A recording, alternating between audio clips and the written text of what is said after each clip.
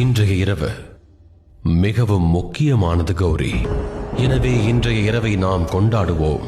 ஏனெனில் ஜலந்தரை போல் ஞானத்தை தேடும் ஒவ்வொரு நபரும் இனி வரும் நாட்களில் இந்த இரவில் ஞானத்தின் ஒளியை பெறுவது நிச்சயம்.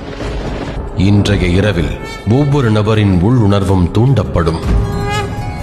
நமது சித்தம் மற்றும் மனது பவித்திரத்தன்மையை நோக்கி நகரும்.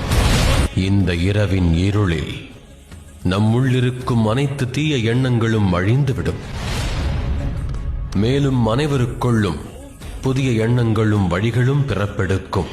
எனது வரத்தினால் இன்றைய இரவு மிகவும் சக்தி வாய்ந்த இரவாக அமையும். இவ்விரவில் எந்த நபர் தூய்மையான மனதோடு வாழ்வில் தீய எண்ணங்கள் மற்றும் அஞ்ஞானத்தை விரட்டும் வழியை கண்டறிகிறாரோ அவருக்கு அவ்வழி நிச்சயம் புலப்படும். ஆகையால் இனி முதல் இந்த இரவு பிரபஞ்சம் முழுவதும் மகா சிவராத்திரி என்ற பெயரால் அழைக்கப்படும்.